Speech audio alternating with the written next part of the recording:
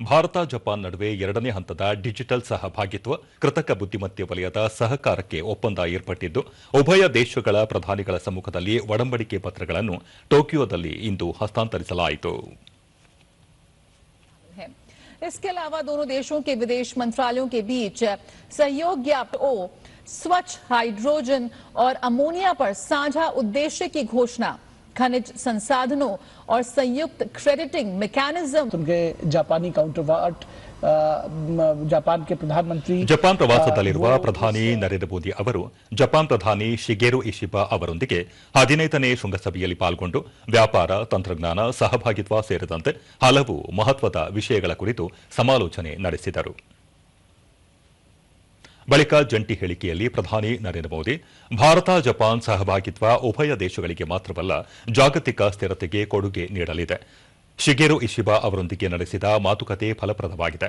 ಮುಂದಿನ 10 ವರ್ಷಗಳಿಗೆ ಮಾರ್ಗಸೂಚಿ ಸಿದ್ದಪಡಿಸಲಾಗಿದ್ದು, ಹೂಡಿಕೆ, ಅನ್ವೇಷಣೆ, ಆರ್ಥಿಕ ಭದ್ರತೆ, ಪರಿಸರ, ತಂತ್ರಜ್ಞಾನ, ಆರೋಗ್ಯ ಕ್ಷೇತ್ರಗಳ ಸಹಭಾಗಿತ್ವ ಇದರ ಪ್ರಮುಖ ಆದ್ಯತೆಯಾಗಿದೆ ಎಂದು ತಿಳಿಸಿದರು.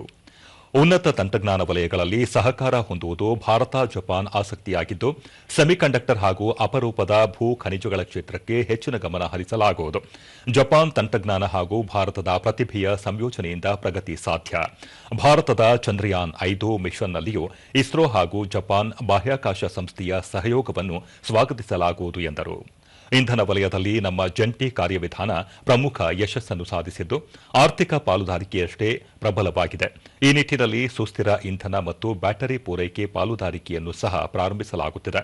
ಆರ್ಥಿಕ ಭದ್ರತಾ ಸಹಕಾರದೊಂದಿಗೆ ನಿರ್ಣಾಯಕ ವಲಯಗಳಲ್ಲಿ ಮುಂದೆ ಸಾಗಲಿದ್ದೇವೆ. ಮುಂದಿನ 10 ವರ್ಷಗಳಲ್ಲಿ ಭಾರತ ಜಪಾನ್ನಿಂದ 10 ಟ್ರಿಲಿಯನ್ ಯೆನ್ ಹೂಡಿಕೆಯ ನಿರೀಕ್ಷೆ ಮಾಡುತ್ತಿದೆ.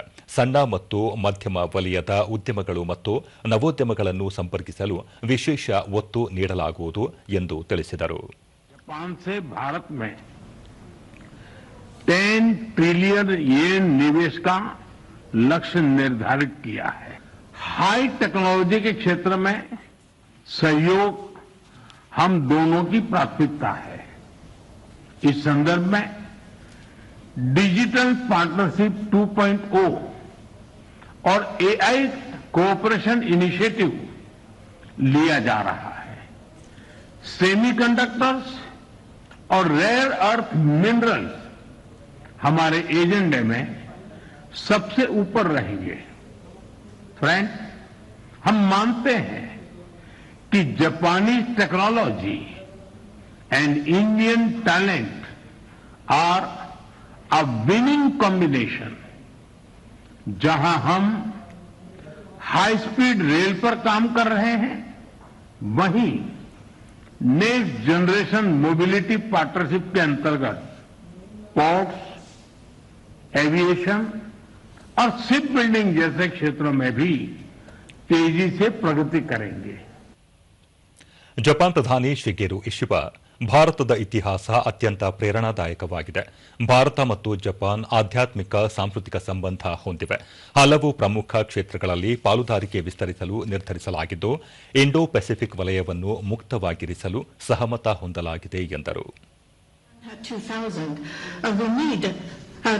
More high-skilled talents from India for the growth of Japanese economy and for the vitalization of the local communities. ಇದಕ್ಕೂ ಮುನ್ನ ಪ್ರಧಾನಿ ಭಾರತ ಜಪಾನ್ ಆರ್ಥಿಕ ವೇದಿಕೆಯ ಶೃಂಗದಲ್ಲಿ ಭಾಗಿಯಾದರು. ಜಪಾನ್ ಪ್ರಧಾನಿ ಶಿಗೆರು ಇಶಿಬಾ ಸೇರಿದಂತೆ ಜಪಾನ್ ದೇಶದ ಉದ್ಯಮ ವಲಯದ ಪ್ರಮುಖರು ಉಪಸ್ಥಿತರಿದ್ದರು.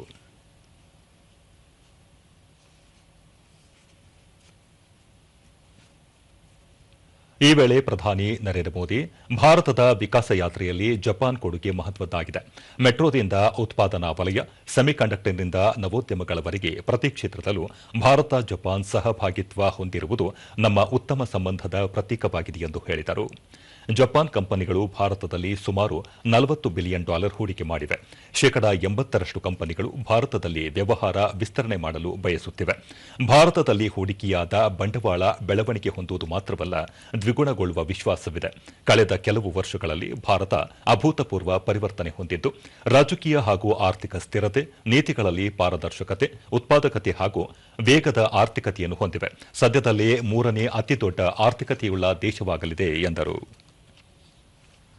We have turned shared interest into shared prosperity.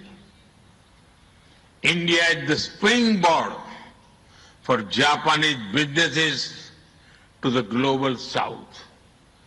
Together, we will shape the ASEAN century, Asian century for stability, growth and prosperity.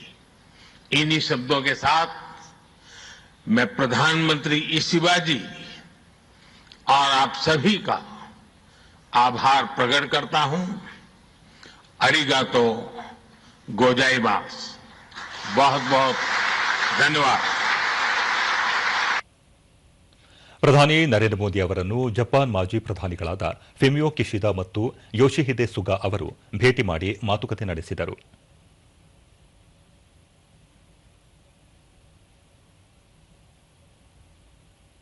ಬಳಿಕ ಸುದ್ದಿಗೋಷ್ಠಿಯಲ್ಲಿ ವಿದೇಶಾಂಗ ವ್ಯವಹಾರಗಳ ಸಚಿವಾಲಯದ ಕಾರ್ಯದರ್ಶಿ ವಿಕ್ರಮ್ ಮಿಸ್ರಿ ಪ್ರಧಾನಿ ಅವರ ಜಪಾನ್ ಭೇಟಿ ಯಶಸ್ವಿಯಾಗಿದ್ದು 8 ಪ್ರಮುಖ ವಲಯಗಳಲ್ಲಿ ಪಾಲುದಾರಿಕೆ ವಿಸ್ತರಿಸಲು ನಿರ್ಧರಿಸಲಾಗಿದೆ ಎಂದು ತಿಳಿಸಿದರು. And Prime Minister Ishiba, both of them addressed the captains of Indian and Japanese industry. This was followed by a few meetings between the Prime Minister and senior and leading political personalities of Japan. Former Prime Ministers Suga and Kishida called on the Prime Minister and discussed issues of mutual interest relating to the bilateral relationship and regional and global developments.